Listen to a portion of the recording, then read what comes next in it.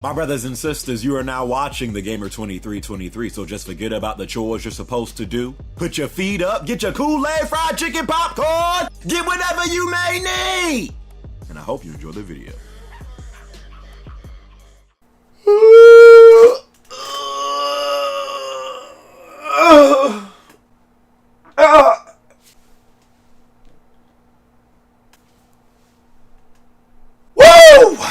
Boy, I needed that. It ain't nothing like a good stretch, but anyways, you guys, what's going on? This is going to be my quick little review for a game that came out a couple of days ago. Not sure if you heard about it. I think it came out on August 8th, and if you got a PC or PS4, you were able to play said game. Hellblade, let's just pretend I'm holding it right here because there are no physical versions of the game. I'm not sure if they'll do a physical version, like depending on if it gets, you know, more success or whatever. But I wasn't too sure what to expect from this game because I got those same vibes from something like when Recore came out on Xbox One, to where it was getting close to the release, but there was like no advertisements for it. You didn't hear like nothing about the game. You didn't really see too much about the game. Like, you didn't really see no early like reviews of it. Not gonna lie, that was a little bit of a red flag for me, but I was like, nah, let me still get it. You know, when we first saw Hellblade, someone correct me if I'm wrong, which was I think at like 2015 E3, maybe 2016, I don't even remember. But when we first saw it, of course, people were comparing it to Heavenly Sword that was on PS3. Saw maybe a little bit of gameplay, but since then we didn't really see nothing about the game. So Hellblade: Senua's Sacrifice, is it worth? Your screen didn't freeze, sucker. Is it worth the 30 bones?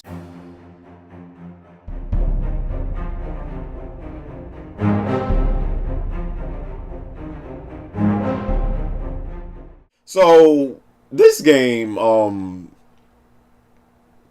I said before, like, there was really no advertisements for this game prior to it, you know, getting closer to release. And after playing through this game, I kind of see why there wasn't, because I'm not sure how they would market this game to gamers. Like, I don't know how they would go about playing that, because this story in game is like a unique experience that you don't really see too often in games. So maybe that's why there was really no marketing for it, because I'm not sure how they would freaking do it, you know. But Hellblade: Senua's Sacrifice, you're playing as a girl named Senua, and pretty much I mean, to sum up this whole story, this is a chick that has deep problems, inner demons, if you will, and she's suffering, I guess, from psychosis. I know that now after beating the game, but as you're playing the game, you're like, what the hell is this about?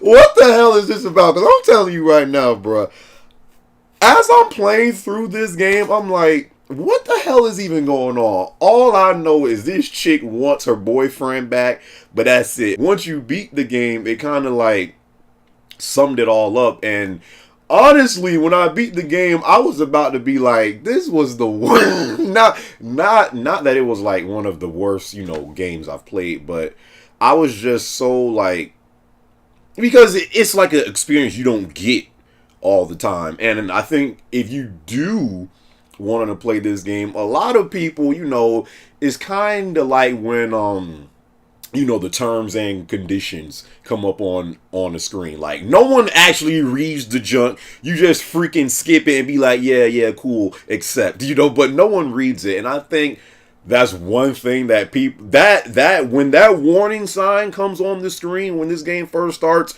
read that junk, because that's really what the game is about. It's about psychosis and, you know, people that suffer from that, you know, thing. So after I actually saw that on the screen, I was like, oh, okay. Ninja Theory's out here throwing a $30 curveball with Hellblade. I guess I could start with the pros first for some things that I did like about this game.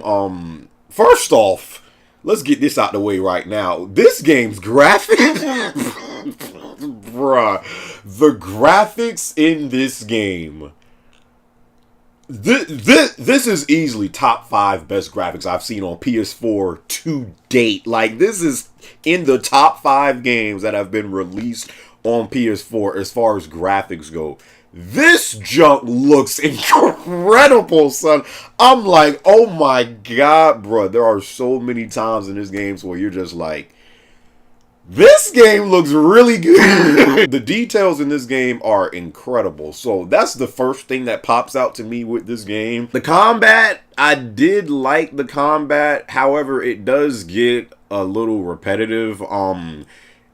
And here's the thing, like the description they give of Hellblade is I think it's like an action adventure hack and slash game, and I think that could be a little misleading because this game really isn't even about the gameplay. It's really about this character, Sonoa, trying to get over her inner demons in her head and, you know, going through, you know, this battle that she has in her own brain. So even though the game has gameplay, I wouldn't call this game like a action hack and slash game. Like, there's game, like they throw in some combat to like remind you, hey, like you can actually play the game, but you can't compare this game to something like God of War or, you know, Ninja Gaiden or, you know, freaking Dark Souls. Like, it's not even really about the gameplay, but they do have fighting in the game, you know, that kind of takes away from this dark place that this game has you in. You do the same stuff. Like, you can't upgrade your moves. Like, the same stuff that you can do at the beginning of the game as far as fighting is the same stuff that you can do at the end of the game when you're fighting. So it's really basic. You know, you mash square, you know, and do some combos. Might throw in a triangle to do, you know, a more strong attack and stuff like that. Might press circle from time to time to kick them, but it's really basic. You can't upgrade your moves, nothing like that. And the same way you fight the normal guys is the same way you fight, I guess, the quote unquote bosses of this game. So it's pretty basic, and it kind of gets old because they don't really throw in no new moves or new attacks or nothing like that. So it gets repetitive from that standpoint. But I did like the fighting of the game. Did I mention the graphics? Last thing I liked about this game is again, it's a game that you don't see every day, the way that, you know, this story is told and executed. So it's a unique storyline. It's very creative, you know, from Ninja Theory's standpoint. So I actually like that about the game. And before, again, when I finished this, like the last fight in this game is so retarded that I was like, this can't, like, why did they do, like, there were so many times in this game that, I mean, I guess this is leading into the stuff that I didn't like about the game. But before I get there, the last fight in this game is so retarded and so stupid. I'm like, what were they thinking with this jump? But when you beat the game, and it actually took me going, I think I went to a vid after I beat the game, you know, just seeing what people were saying about the last fight, because I thought the last fight was so retarded and so like, what? Why would you end the game like that? As I beat the game, I'm like, what the hell did I just watch? Like, that was my whole take from it. But as I saw the comment, I'm like, oh snap, I wasn't even thinking about it like that. Again, this game is, you know, about this girl, Sonoa, that is, you know, dealing with psychosis and, you know, in her demons that she has in her head. And really a lot about this game is sometimes, you know, people are so afraid of just letting go, just accepting fate, that sometimes it's harder to keep on going than to just let go. And the way they do that last fight, I got it. Like, it all snapped in, like, oh, okay, I got you, Ninja Theory. But before I seen, like, what people were saying about it, I was like, this game is more so about, you know, the experience than the actual gameplay. So if you don't like games like that, don't buy this game, because I'm telling you right now, even though sometimes you can fight and there actually is combat in the game, that's really not what this game is about. I'd say what the game is like, maybe maybe 6 to 7 hours tops. I'd say most of this game is actually about walking around just trying to get to the next, destination, and these meaningless, pointless puzzles I feel like they just threw in the game to make the game longer than it actually is, because the puzzles in this game, I just don't see like where they came in, but there are so many of these same puzzles to where you have to go to this door, and each door has like this symbol on it. So you have to then leave that door and try to look for a symbol that looks just like the symbol that's on that said door, and then you have to copy the symbol you saw on the door to something,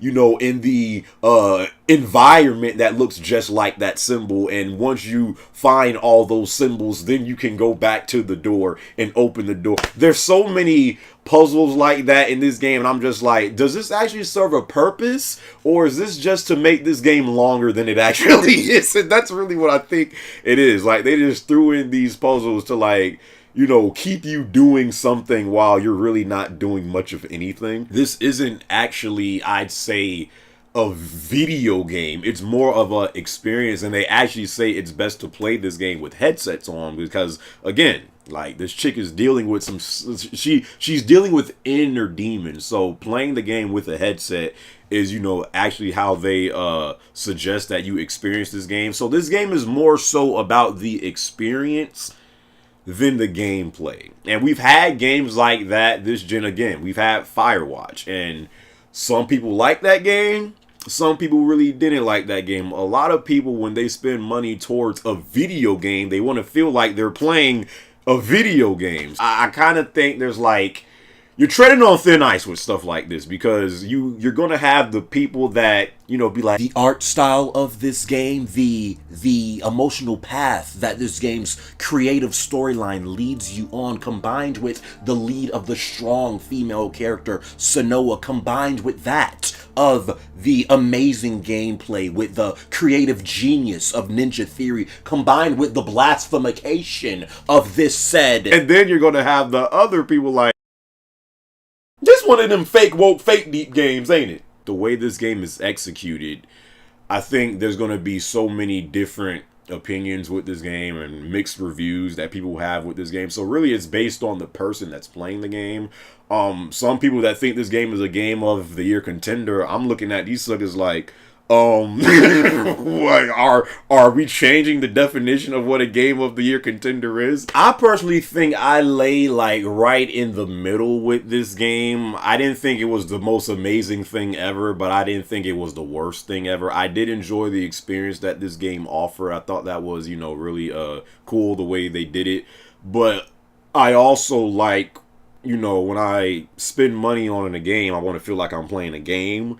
So for any game like this, like games that are more so about the experience, I think this is your epitome, quintessential game that's going to have mixed reviews. Like, some people are going to love this game, be like, oh my gosh, this shit was amazing, and then you're going to have those people that be like, yeah, this game is trash, don't buy this junk. So it's going to be mixed reviews. Like, I really feel like whoever you watch, they're going to have, whoever does a review for this game, they're going to have different opinions for the game. And that's really what reviews are, just opinions. But specifically for games like this, is really more so about the player playing the game and what they're going to take away from after they beat the game. Before I end this video, let me ask y'all the question right now. When you play games, do you care more so about the experience or the gameplay? Or is it both? That I personally think, for me, it's both that matters. I care about the experience and the gameplay, but I need that good balance. I don't want more experience than gameplay, and I don't want more gameplay than the experience, because games like take something like Metal Gear Solid 5, for instance. A lot of people didn't, a lot of Metal Gear Solid fans didn't really like that game, because it was more so, it was a lot more gameplay than it was, story, and there wasn't really a lot of cutscenes in that one compared to previous titles. I think you need that balance between a good experience and good gameplay. So what do you guys care more so about? Do you care more so about the experience you get from a game, or do you care more so about the gameplay experience you get from the game. Let me know, because that's really what this game is. That's really what this game is. But yeah, that's pretty much it. I mean, that's my review of Hellblade: Senua's Sacrifice. Hope you guys enjoyed this video. Hope you guys enjoyed this review. Hope I was able to help you. You know, if you was thinking about buying this game, and I will catch you guys in my next video. All right, peace.